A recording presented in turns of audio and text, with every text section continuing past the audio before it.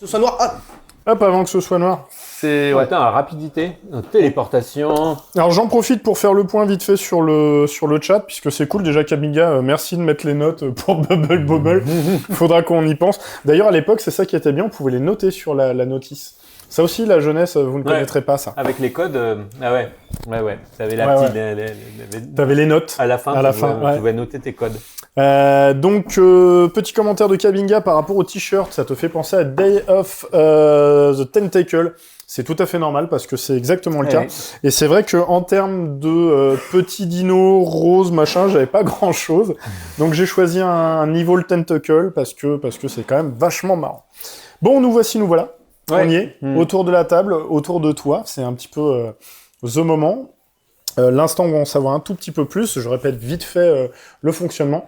Une boîte dans laquelle tu nous as rangé 5 objets qu'on t'a demandé de nous ramener. Grâce à ces 5 objets, on devrait être capable d'en savoir un petit peu plus sur toi. Ouais. Est-ce que tu veux commencer par le premier ? Je vais peut-être commencer par des BD. Moi, en fait, je suis un peu embêté parce que j'ai amené peut-être un Après, tu peux virer des trucs si tu veux virer un...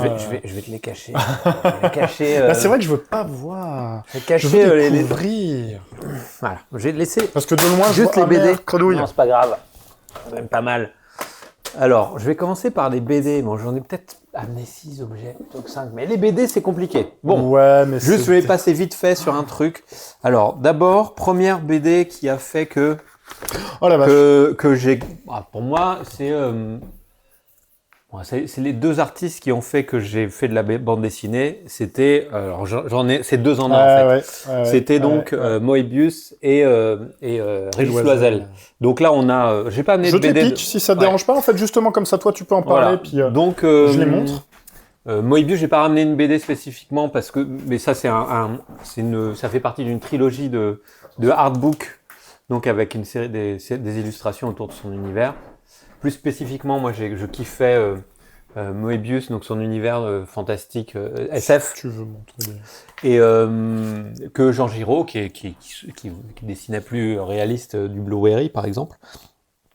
Et Régis Loisel, qui a fait donc avec La Quête de l'Oiseau du Temps, qui est la première bande dessinée que j'ai achetée avec mes petits sous d'ado. Donc j'ai dépensé mon argent pour acheter cette série, qui comporte 4 tomes. Maintenant en fait elle est beaucoup plus parce qu'il y a eu avant la quête et tout ça. Et ça a été une grosse start dans ma gueule. Et dans la foulée, me suis mis à écrire une histoire qui était nulle, vraiment nulle, pourrite, mais un truc de fantasy un peu dans le même genre avec une quête et tout ça. Mais voilà, je me suis mis à dire voilà, à concrètement, pas envisager d'en faire mon métier, mais concrètement mettre en place les mécanismes de la narration BD et de me questionner là-dessus. T'avais déjà un coup de crayon ? J'ai toujours dessiné. Et la bande dessinée, je la connaissais avant en fait. Je lisais effectivement les Tintins, les classiques. J'étais abonné à un moment donné à Pif Gadget. Enfin voilà, des trucs comme ça. Mais je pense comme tous les gamins, toutes les gamines, sauf que à la différence de la plupart des gens, c'est que j'ai jamais cessé de dessiner. Le dessin, c'est quelque chose qu'on a tous pratiqué, tout est tous pratiqué. Mais à un moment donné, on s'arrête pour plein de raisons. Hein. Parce que le regard des autres, parce que ah bah oui mais les parents c'est bon ça suffit. Bref. Faut apprendre un métier. Faut apprendre un vrai métier. Je vais remettre ça dans la boîte pour que ça soit je suis subreptice. Et donc moi j'ai continué, mais le déclic, le passage à l'acte dans la narration, parce que c'est très différent de savoir dessiner et de faire de la bande dessinée. C'est pas parce qu'on sait dessiner qu'on va savoir raconter une histoire. Et c'est la question de raconter une histoire, ça m'est venu justement avec Régis Loisel, qui est un artiste incroyable et un monsieur adorable aussi d'ailleurs. Quelqu'un que tu as rencontré ? Ouais, que j'ai rencontré, que j'ai eu la chance de rencontrer. J'ai essayé de pas faire ma groupie, mais j'ai pas pu m'en empêcher. Mais je lui ai quand même dit, écoute, c'est quand même toi qui as fait que j'ai fait ce métier, tu vois. Donc, lui, il a dû entendre ça 1000 fois. Hein. Bien sûr. Mais c'était un peu émouvant parce que tu parles avec un type de manière très simple. Hein, et tout d'un coup, tu te regardes, tu fais, mais attends, je suis en train de parler à un des personnes qui a quand même bercé ma jeunesse en bande dessinée et qui m'a fait me tourner vers la BD adulte. Donc, Oui, parce que c'est ce que j'allais dire, c'est quand dans même... le sens, oui. assez Alors mature, adulte, comme... c'est pas, c'est-à-dire tu peux le lire en étant ado, mais disons que adulte dans le sens de la BD dont le propos est adulte. C'est-à-dire c'est pas destiné aux adultes forcément, mais le propos est mature et a vraiment un fond mature dans le sens où le média déjà avait acquis avec cette période des années 80 et 90 a acquis son âge adulte, je trouve. Ben oui, Avec le une 9e variété, art. avec une variété de propositions narratives qui est devenue exponentielle maintenant, hein, mais voilà. Et donc j'ai mis les pieds là-dedans et j'ai pas décidé de devenir dessinateur de BD, mais en tout cas c'était quand même un truc qui était de l'ordre du possible à partir de là. Ouais, c'était assez fondateur dans ce que ça pouvait développer, dans ce que ça pouvait raconter. Moebius, c'est vrai qu'on n'en a pas trop parlé, enfin si un petit peu, puisque il avait fait la jaquette d'un Panzer Dragoon, on en avait parlé sur la version japonaise. Il a inspiré des jeux comme celui que tu as fait récemment, Swift Sable, par rapport à son traitement graphique. Si je dis pas de conneries, il a bossé sur Tron. Il a bossé sur Tron, il a eu beaucoup de liens avec le monde du manga aussi, de l'art en Asie, notamment avec ses liens avec Miyazaki, ils étaient amis, il a appelé sa fille Nausicaa d'ailleurs. Bon. Il y a quand même des ponts avec la culture nippone chez Moebius. En parallèle d'ailleurs, je découvrais aussi Masamune Shirow, donc c'est pas du tout le même univers, mais quand même il y avait un pont quand même avec la culture manga, alors dans les années 90, la culture manga était pas tout à fait la même qu'aujourd'hui. On était sur du Akira, du Masamune Shirow, c'était des choses qui étaient sur des séries peut-être un peu plus courtes et qui avaient quand même des proximités avec notre manière de lire la BD. En tout cas, ce à quoi on accédait en Occident, c'était assez proche. Voilà, Akira, même si c'était sur des fascicules, on pouvait retrouver ça sur des gros volumes. Oui, il y a eu des recueils d'Akira. Voilà, on n'avait pas des séries de 300. Oui, c'était pas fluff comme ça l'est aujourd'hui, comme Dragon Ball par exemple. Complètement. Et donc il y avait ça. Et puis moi, Moebius, j'ai découvert aussi parce que son univers est complètement débridé avec une sorte de liberté de ton et de forme. Et même quand on regarde Le Garage Hermétique, qui est une histoire qui est complètement hallucinante. Moi, j'ai lu ça quand j'étais gamin, je comprenais rien. Et en fait, il s'avère qu'il n'y avait pas grand-chose à comprendre. C'était vraiment une expérience narrative et graphique. Et c'est aussi un truc, tu dis, ok, on peut faire ça, c'est-à-dire un peu ce qu'on veut. C'est une liberté totale en bande dessinée. Et c'est toujours le cas. Encore une fois, j'en parlais tout à l'heure devant l'écran, mais travailler dans l'animation, dans le jeu vidéo, alors à moins que tu sois très en amont de la création, mais en fait, tu as toujours cette contrainte d'une équipe, des gens qui vont te dire non, il faut que ce soit ci, ça. En bande dessinée, tu fais, mais c'est moi, enfin j'ai un crayon, un papier, je raconte un univers complet. T'as vraiment une liberté. S'il vous plaît.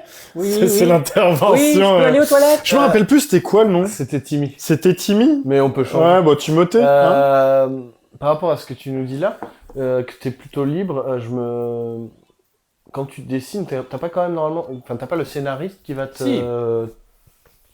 Bien sûr, mais pas te bloquer, mais je veux dire quand même te contraindre. Alors contraindre, j'en sais rien. En fait, c'est un travail d'une équipe très resserrée, donc normalement il y a un dialogue et en fait l'univers il est créé à deux.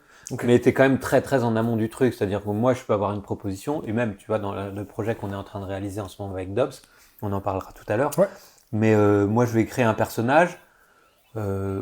Qui était censé pas forcément prendre tant d'importance, et le fait de la manière dont je vais le dessiner, tout d'un coup, Dobbs il va faire ah mais en fait j'ai envie de raconter des trucs autour de ce personnage. Vous nourrissez. Ouais, donc il y a un ping-pong. C'est-à-dire que c'est pas des contraintes en fait, c'est de la nourriture. D'accord. Alors forcément, après, lui, son écriture, il va nourrir mon imaginaire et le graphisme. Et si tu as un scénariste qui a une idée trop arrêtée, qui va pas laisser de liberté à son dessinateur ou sa dessinatrice, c'est plus embêtant, mais en principe. Mais dans la plupart des cas, normalement, c'est plus un boulot à deux. Ouais. Parce que je sais pas, moi, quand je vois j'ai lu beaucoup de comics Marvel. Et quand je vois des fois comment ils en parlent, tu sais, souvent dans les best-of, ils parlent de qui a fait quoi, de leur parcours, de machin. Et moi, ça me donnait l'impression que les dessinateurs, c'était vraiment des exécutifs du dessin Bah, c'est très différent la culture BD, la manière dont fonctionne la BD aux États-Unis, et au Japon et en Europe est très différente. C'est-à-dire que en Europe, on a une culture de l'auteur et pas de la licence. Ok. Alors, il existe des licences en Europe, mais on a quand même ce truc. Ouais, donc c'est plus dû à cet changement de nationalité qui fait que c'est plus perçu comme ça. Ouais, de culture où tu as des licences avec des studios, donc il y a vraiment plusieurs dessinateurs qui vont travailler sur une même licence et avoir l'obligation de garder le secret sur ce qu'ils font, des choses comme ça, c'est compliqué. Les mangas, c'est un peu pareil, bien que tu aies des autrices et des auteurs, hein, mais les gens qui vont dessiner, c'est pas forcément les autrices et les auteurs au départ. Alors ils vont faire une petite partie du boulot, mais souvent c'est des studios parce que le rythme de production est délirant et que physiquement tu peux pas. Donc tu as 2 types qui vont faire les décors, 2 autres qui vont faire les personnages ou tel personnage. Enfin voilà, ils se répartissent les tâches. Plus de l'usine. Voilà. Ok. C'est vrai que ça peut être intéressant. Mais ça c'est moins courant. Tu dis du coup plus. Ça n'existe pas en Europe. Okay. Alors, je vais me permettre de faire une petite parenthèse. Désolé les furtifs. Adieu. C'est pas grave, on s'en fout. Justement sur le sujet, si vous avez l'occasion de vous le procurer, oui, c'est pas l'heure des recos, mais c'est pas grave. Art ludique. Pourquoi je dis ça? Parce qu'en fait, ça parle exactement de ce que vous êtes en train de dire.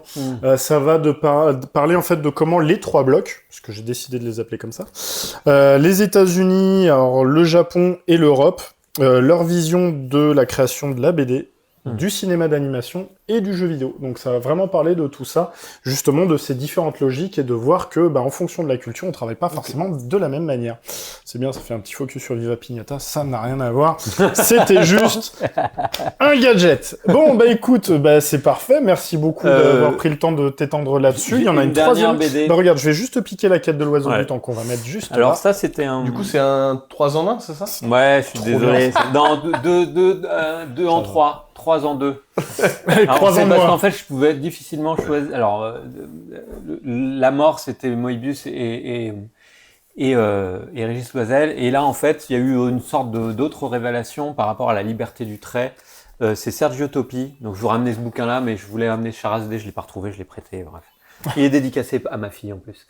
Sergio Topi qui est décédé en 2010, je sais plus. Bref, un génie du trait, très discret, un Italien. J'ai eu la chance de dédicacer à côté de lui et qui est c'est propre. Sa manière de mettre en scène en enlevant les cases, avec une lisibilité folle, malgré le fait que c'est presque parfois de l'illustration plus que de la BD. Et c'est une beauté en termes de traits. C'est léger, ça, le fait de ne pas avoir forcément de cadre, ça allège le truc. Et tu as de la matière, il y a de l'abstraction dedans. Ça, c'est impressionnant par contre. C'est d'une beauté. Donc Sergio Topi, c'est bonbon. Pour qui aime le trait, la ligne, c'est un génie. C'était un génie, c'est bon. Et alors ce monsieur-là, en plus j'ai vu ses originaux le jour où je l'ai vu dédicacé. Et ce monsieur-là m'a libéré aussi de pas mal de choses d'inhibition par rapport au noir, par rapport au trait. Et donc je lui ai pris un chemin qui, c'est jamais abouti, mais je me suis libéré de plein de choses grâce aussi à l'observation de son travail. Donc il faut savoir qu'en dessin, on n'est jamais, on crée jamais ex nihilo, c'est-à-dire qu'on a toujours des déclics qui vont nous orienter vers un style qui, en principe, plus en plus personnel. C'est la manière dont on le digère, dont on se l'approprie, dont on raconte des choses de manière plus personnelle qui va faire qu'on a une singularité. C'est ça, puis après c'est de l'hybridation, c'est des choses que tu as chopées d'un côté, d'un autre, et puis ensuite, tu as découvert une certaine liberté qui t'a permis de voir ton art d'une autre manière. C'est important parce que c'est porteur, et puis c'est là qu'après, toi, tu as ta singularité qui arrive. Et plus que de l'inspiration, c'est presque une sorte de validation. Tu regardes quelque chose et en fait ça te parle, c'est des choses dont tu avais envie, enfin moi c'est comme ça que je le vois, tu dis mais en fait j'ai le droit de faire ça et en fait ça t'ouvre une porte plutôt que de copier. En fait c'est pas tout à fait ça l'inspiration, c'est dit mais on peut faire ça, et donc ça te donne cette liberté là et ça te libère en vrai. C'était quelque chose qui pouvait être déjà là, mais tu savais pas encore que tu avais le droit. Surtout que c'est ça qui est génial, c'est que à un moment tu t'engouffres et t'essayes. La BD c'est ça, c'est une case, donc cette case elle est limitée, et d'un moment tu peux t'émanciper de cette chose parce que tu peux grignoter sur une autre, tu peux enlever, tu peux faire de la double page. Enfin, mine de rien, au final, t'es pas si limité que ça. Bon, t'as Non. quand même un, Ah bah oui. support à respecter. Après, mais- pour moi, la création, elle doit avoir quelques contraintes pour pouvoir être vraiment libre, dans le sens, il faut qu'elle soit libre par rapport à quelque chose. Tu te libères de quelque chose, donc tu te mets d'abord dans un cadre peu contraint, et après tu expérimentes, tu sors à droite, à gauche. Mais la bande dessinée, c'est toujours le projet, c'est d'être lisible. Donc tu peux pas non plus tout casser et faire n'importe quoi. Tu es obligé d'essayer d'amener les gens vers là où tu veux les emmener, en cassant quelques codes parfois, en les guidant. Mais de jouer là-dessus aussi, parce Ouais. qu'il y a des attendus, il y C'est ça. a des stéréotypes, des manières de faire, et puis à un moment, tu joues là-dessus, et puis tu peux toujours surprendre, il y a toujours manière de... Et alors, faut pas qu'on s'étende, parce qu'on a déjà pris pas mal de temps, mais dans le sens où t'as encore la possibilité, comme ça, limite de te surprendre toi-même, de faire des choses un petit peu différentes, de te dire, tiens, là, je vais prendre un risque, ou je sens que je suis en train je sais, on est totalement... Non, j'étais en train de... Ouais. On a toujours cette possibilité, même si moi, je suis pas un auteur, un dessinateur qui est out of the box complet, tu vois. Enfin, je suis quand même encore dans la BD relativement mainstream. Je raconte une histoire, je suis au service d'une histoire, je suis pas là en train d'essayer de tout casser. Mais le panel d'outils, on le découvre à force d'utiliser un vocabulaire, on l'enrichit et oui, je découvre régulièrement des nouvelles choses et des nouvelles manières de l'enrichir suivant les outils que j'utilise, suivant ce que je lis. Je dis, ah oui, c'est vrai, ça donne des idées. J'ai toujours une ou deux BD à côté de moi quand je travaille, quand je suis un peu bloqué sur un truc que je dessine. Je dis, ah putain, ça me coince un peu, j'ouvre, je tombe sur une ou deux pages, je fais, ah ouais, ça me libère sans m'inspirer forcément. Je dis, ouais, en fait, ça m'évacue ma crainte et hop, et je reprends le truc avec beaucoup plus de souplesse.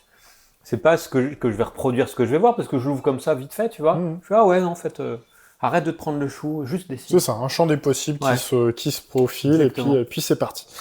Passons donc au deuxième objet. Bon, qui est juste le numéro 4. J'ai amené mon hamac. Parce que j'aime bien, ça fait partie de mes sources d'inspiration, hein. J'aime bien aller dans la nature, marcher, et notamment dormir dans la forêt. Donc ça, c'est un des hamacs que j'ai. C'est pas le plus... Alors, j'en ai un autre avec une moustiquaire, c'est quand même pas mal, la moustiquaire. Mais voilà, donc c'est hyper léger, c'est cool, c'est hyper solide, ça paraît pas, mais pourtant c'est très fin. Mais là, tu peux mettre 120 kilos là-dedans. Un hamac bivouac ou un hamac jardin? Non, un hamac bivouac, ça. Ouais. Mais hamac jardin, non, j'ai toujours d'autres trucs à faire. Non, j'aime bien aller dans la nature, j'aime bien être... Alors, je me fous dans la chaise longue dans le jardin de temps en temps, mais j'ai toujours des trucs qui me passent en tête. Je suis trop...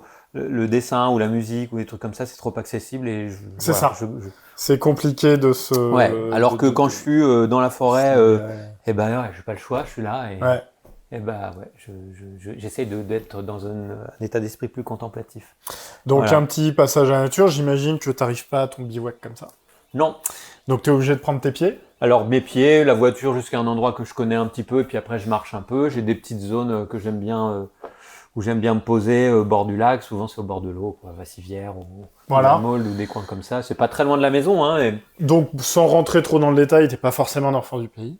Non, mais je suis arrivé. Je vais te le piquer ton hamac juste pour le mettre sur la table. Je suis arrivé en 2003, donc il y a presque prescription, hein. Ça fait. Mais ça va bientôt faire plus de temps que je suis ici qu'à Paris, en fait. Bientôt. Tant que ça? Ben ouais. Déjà? Ça passe tranquille. Non, pas si longtemps. Mais donc, voilà, depuis 2003, tu es dans notre belle région, alors plus précisément en Creuse. Alors, j'ai été un peu en Haute-Vienne aussi. D'accord. Mais majoritairement en Creuse maintenant, ouais. D'accord. J'ai vécu un peu à Saint-Léonard-de-Noblat, et puis dans ces coins-là, mais sinon c'était la Creuse. Mais ouest, voilà, j'étais quand même jamais trop loin de la Haute-Vienne quand même, parce que c'est bien c'est-à-dire que c'est bien de pas être trop loin de Limoges. Mais voilà, j'ai pas de... Pareil, les petites guéguerres, la Creuse. Alors, pour rigoler, je fais, non, les Hauts-Viennois, c'est pas... Bon, en fait, on s'en fout. Ouais, mais c'est marrant. Un peu. Mais c'est rigolo, on rigole bien. Ouais, justement. Et puis, limite, je crois que c'est les plus heureux maintenant, ceux qui vont aller se perdre là-bas et qui se disent... Nous, on a notre tranquillité, laissez-nous entre bouseux, et puis... Voilà, les bouseux... Moi, je dis, je suis un bouseux, alors que pas du tout. Ouais, enfin, après, il y a bouseux et bouseux. Non, mais je suis pas du tout... je fais pas de jardin, c'est une grosse flemme. Je fais presque pas de jardin, je marche dans la forêt en 50 mètres, Mais voilà. Ouais, mais voilà, la proximité avec la nature. Exactement. Et puis donc, hop, tout ça personnalisé par un petit hamac avec lequel donc tu vas passer des nuits sous la Voie lactée. La Voie lactée. Alors, je vous ai ramené le premier CD. Alors, c'est une blague parce qu'en fait, j'ai constaté qu'il était dans une pochette que j'ai. PJ Harvey. PJ Harvey. Ouais. C'est le premier CD que j'ai acheté avec mes petits sous. C'est exactement c'est vraiment le premier CD. Lui-même. C'est lui-même. Bon, il est plus donc dedans. D'ailleurs, il est pas dedans parce qu'il est dans la chaîne IFI. Non, il est dans une pochette où j'ai rangé plusieurs CD. Ah. Je me suis rendu compte qu'il était plus dedans. Bref. Et donc, c'est Dry. Premier album de PJ Harvey. J'ai la maquette en vinyle d'ailleurs, ce qu'elle a fait avant, elle a enregistré une maquette, pas du tout, c'est assez différent. Et super album, mais voilà, c'est mon entrée dans le monde de la musique, en étant indépendant de mon frangin.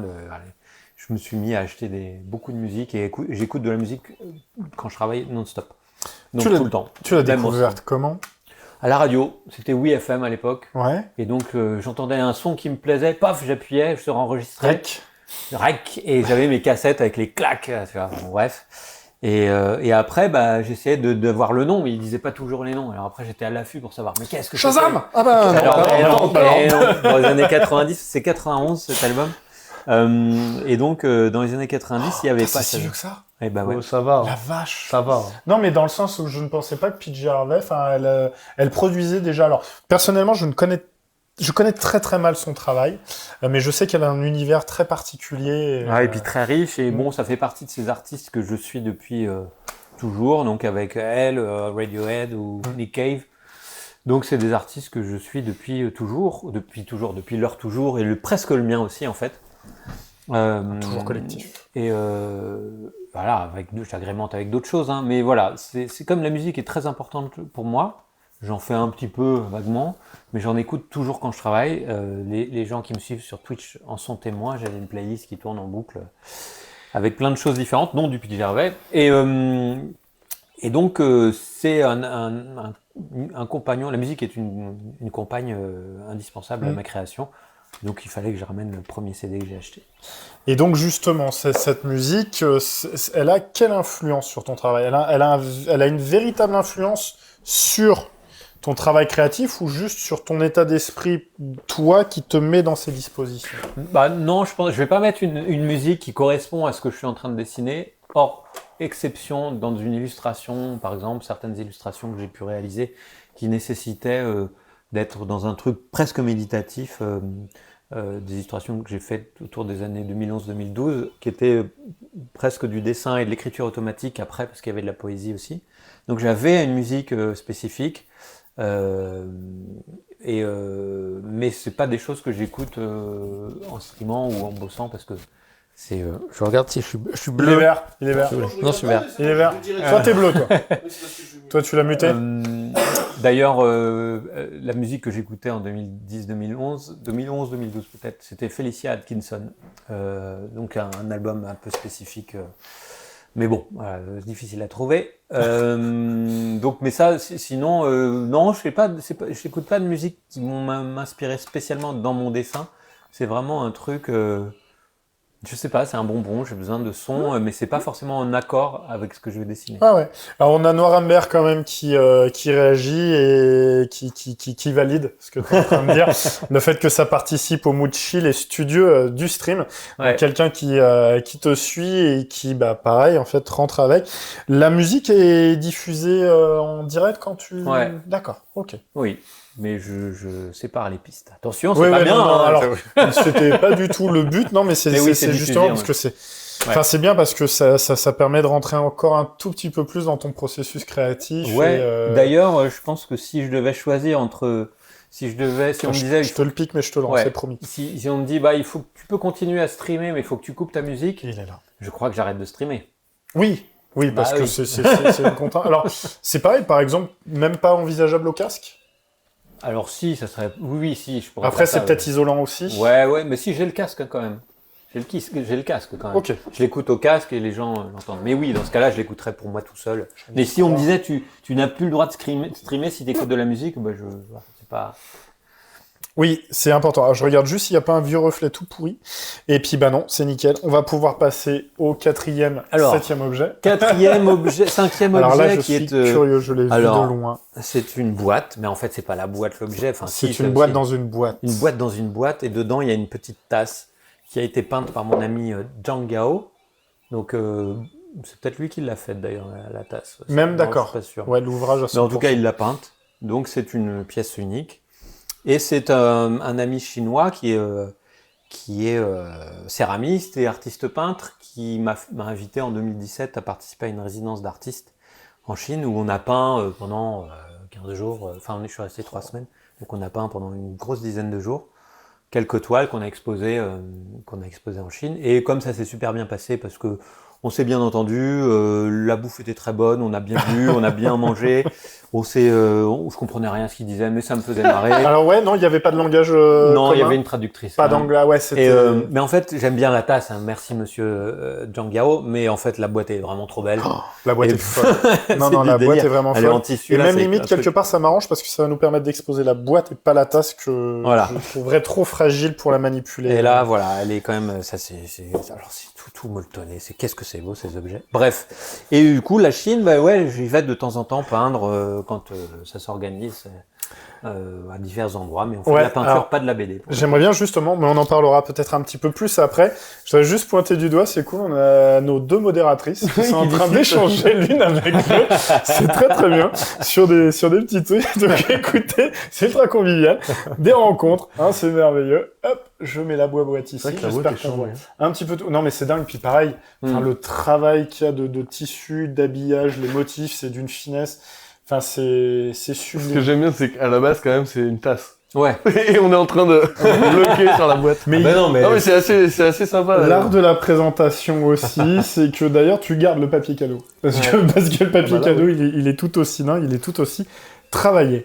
Eh bien écoute, je sais plus compter. 1, 2, 3, 4. Oh la vache, on amorce le dernier. Non, ça y est, il y a eu les Et Noira 5. Mossier, Ah oui, modératrice. on a les 5, tu vois. Ah, moi, ça compte j'ai eu pas. 2 BD. Ah non, Ah, alors en fait c'était- j'attendais quelque chose là. C'était Ah pas non. 3 BD, c'était 2 plus 1. Ah non, deux j'attendais plus autre chose là. Ah non. Ah, je suis un peu frustré. Ah. Bah, Je suis un peu frustré. Non, c'est pas grave. non, mais c'est bien, Non, comme non, ça, on sera pas- c'est pas grave, c'est très très bien. Non, vraiment, j'attendais un autre truc. Moi, pour moi, la BD, c'était un ensemble.